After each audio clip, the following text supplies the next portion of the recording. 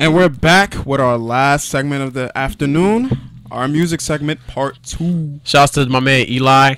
In the building. Hello, bro, in the back. Shout out to Aaliyah, too. Thank you for staying for the whole show. We love y'all back there. Thank you so much. We hope all of y'all are watching, too, listening, too.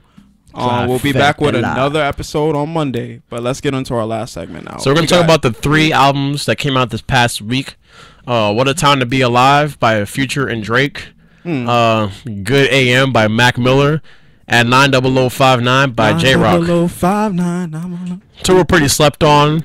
1 was pretty gassed up. It's pretty woke up on.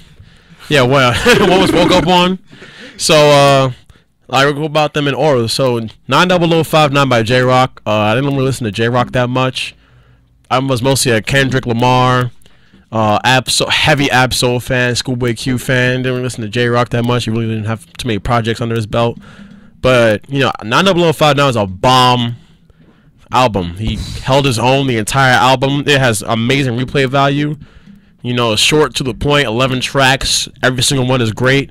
It's a really good album by J-Rock. I definitely recommend all you guys listen to it. Good lyrics? Huh? Good lyrics? Good everything. Everything. Like, he hit everything on it. It was like... They invented a new flow on the album, by the way. Because when I think of TDE, I think about lyrics, Yeah, definitely. It's an album. TDE cannot make bad albums. Like, they're like they're probably the most unmesswittable These days. rap album.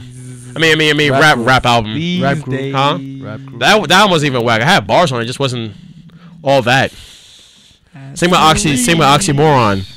But Oxymoron was actually good. 90059 is an amazing J-Rock album. I think that was easily one of the albums of the year. Yeah, definitely. The album has great replay value. When you told me it was like one of the greatest albums that have replay value this summer, I was like, I don't know. But I listened to it, I can replay that album no matter where I go. You can start from the first song to the last song. You get something new out of it all the time. It's not like one of those albums just like, what is he saying? Like, this man keeps you entertained the whole ride. Like, all these tracks I love. They remind me Is you not entertained? Is you not entertained? Is you not entertained? Nah, this is a really great album to me. My favorite tracks have to be Gumbo. I love Gumbo. I love the sample in Gumbo. I don't know what Gumbo is, but like that song is fire though. Gumbo's good from what I heard. I never even had Gumbo. Gumbo. I like Easy Bake, of course, with Kendrick and SZA. That beat change is life to me. I think it's pretty self-explanatory that Vice City with All the Black Keep You On is the best song in the entire album. Pretty much. I agree with that. And jump into another album I didn't think was gonna be that kind of surprised me. It was Good AM by Mac Miller. For you guys who don't know, I like Mac Miller a lot in high school, and then he kind of did mad cocaine, and I didn't like him for like the next 4 years. But he brought it back with this album. It sounds like his old mixtapes. You don't like watching movies with the sound off? I thought it was cool. I just think it was like too many tracks. Like, I think he put every single track he ever did on that album. Like he was ASAP Rocky. I agree with that. Like no cuts, bro. What about Faces? Faces? That was a great mixtape. I said, he put like 30 tracks on it. Like you kind of shave off some tracks. Faces, you have to have time to listen to. I only listen to Faces. I don't want to listen to an album. I don't want to listen to a mixtape for like an hour and 40 minutes. I mean, Matt, you gotta talk to us about this album because I listened to it once, and maybe I need to listen to it again, but I didn't really get anything out of this one. Well, the first 6 tracks are great, but the rest of it was just like. It was a really good sounding album. It was one of like those classic albums where it just has an overall sound to it. It has a really good laid back sound. Okay. Just every single track is. I mean, save for a few tracks, it was his major label debut. Definitely he'd have some singles in there that were kind of thrown in there, like 100 Grandkids was still a really good song. They didn't really fit into where it was placed at. When in Rome was a banger, but it doesn't really fit into where it was placed at. It's right after a love song. It's like, oh man, I feel so in love with somebody. Rush Hour. But it was like da da da da da da da. Rush Hour. I told you, Doors, Brand Name, Rush Hour, 2 matches, 100 Grandkids, great songs. I think the highest of the album were definitely the Weekend featuring Miguel. I agree. And Clubhouse by Mac Miller. I agree with that. Dope. Perfect Circle, Godspeed. Great song. The song with Chief Keef is dope. Like it's a really good long album. Like most albums are long or not that good. To me, from after Weekend to Perfect Circle, like I didn't really get much out of. You just gotta listen to it over and over again. Like long albums, you're not gonna get everything out of it the first go. You have to listen to it over and over again. Find your good tracks. Thing. Like find some good track. Like find some of your favorite tracks. There's every song is good for the most part. It's a really quality album for Mac Miller. It's his best album he dropped.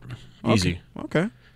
And jumping into another album that this album is the album of the century, y'all. Go up to anybody in the street, they'll tell you that this is their favorite album of all time. This album changed my life in many ways. I really think this is a masterpiece. What a time to be a fangirl. Dropped last night at 8 o'clock. It's Drake and Future's mixtape.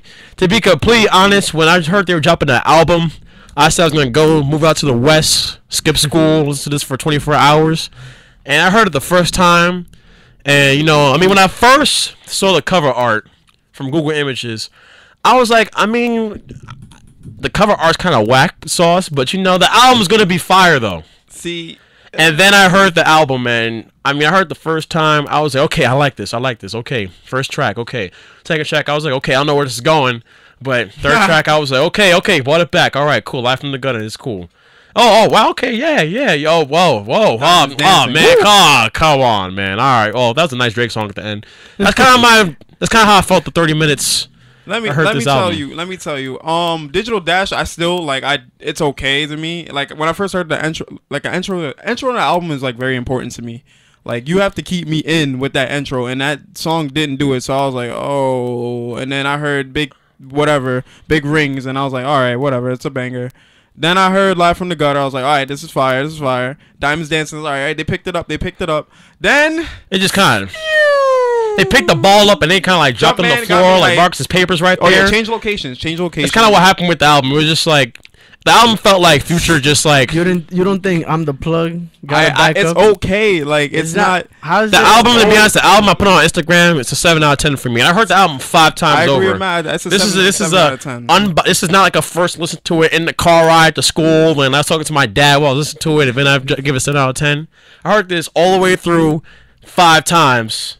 It's not that long. You can listen to it 5 times over in 2 hours. It wasn't bad. It's not a bad album. It wasn't great. It was like nothing to pop a bottle of champagne over. It was cool. It was a cool album. None of y'all have Twitter. I had to see all these people make these memes about it being fire. Oh, I heard his album of the year already. God, why? This is so good. Drake and Future. I don't think it was Drake and Future's best projects this year. What? Which one? I'm like, where do y'all see this? I asked the Twitter. I was like, yo, rate this, please. Some dude commented. He's like, where your opinions was at? He's like, oh, it's a strong 9 out of 10. I'm like, don't you think that's a there's little nothing really strong. You know what he told me? He's like, oh, all right, man, I heard it once. I'm just go back and listen to it again. 3 hours later, he comes back to me. He's like, yeah, it's a 7. I'm like, that's what y'all had. I had an argument on Instagram with this girl who was trying to tell me that it was like Drake bought the bars, the Future bought the heat, and I was like, where the bars and heat at? What'd you hear? I don't know where this bars and heat are from. I don't know where this iron smelting came from, but it definitely did not hear it on the album. And then she heard it, and she was like, you know what? Yeah, you're right. Because Future's mixtapes all had themes. They were all bangers. The production was fire.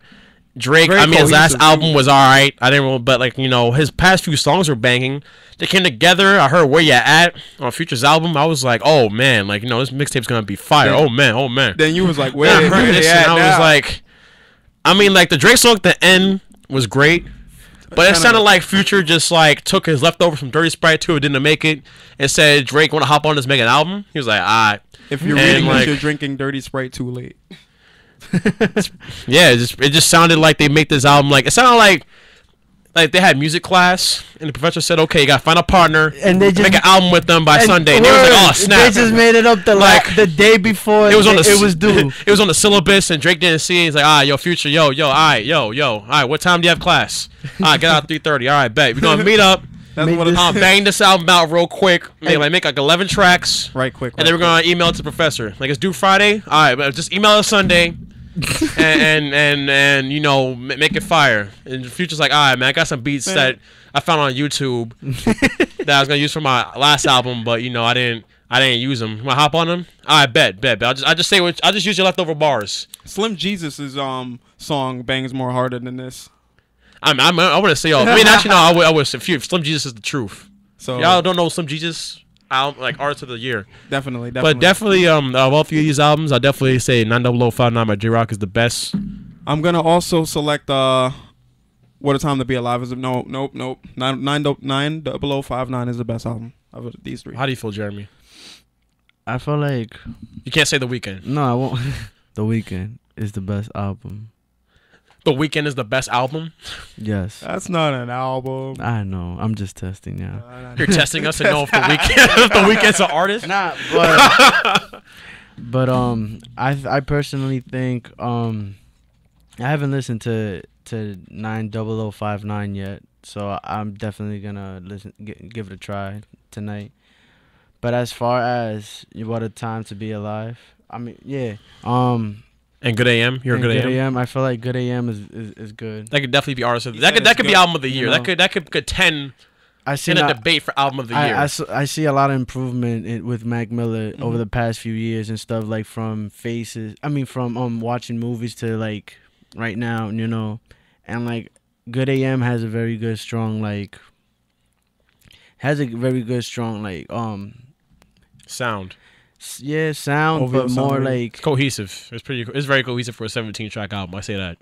I have to go back and listen. But I feel like what it stands for, like it's good. You know, it's not like he didn't get off track or anything. Like he kept everything, you know, the same pace. You know what I mean. Yeah. Well, so I mean, before we turn off the lights, got one last question. Who's your artist of the month so far? The Weeknd. He was like number 1 for the past like 4 weeks, bro. Facts. The Weeknd. I agree. Fan base like 3 weeks by 9. Multiplied by 9 because earned it. Although you know, middle-aged moms fell in love with him. I'm talking about recently. And I'm talking his about album's before, been though. Like often and earned it were like. Well, top. Earned It was kind of what skyrocketed his career. And then because Earned It became his most viewed song ever, and Love then Me like Harder The Hills, then that got him the gateway to like. Well, Earned It was what really pushed him over the edge because it was his hit song. Yeah, like The Hills has 200 million views on YouTube. It does. Like he just became a superstar now. Like his album is the highest selling R&B hip hop album of the year so far. And he's spent 3 weeks on the Billboard Hot 100 album charts. He's gonna go platinum by next month, which is crazy. He's been number 1 for 3 weeks. Yeah. He might go platinum sooner than Drake went platinum. The Hills reached 100. You think he could go diamond?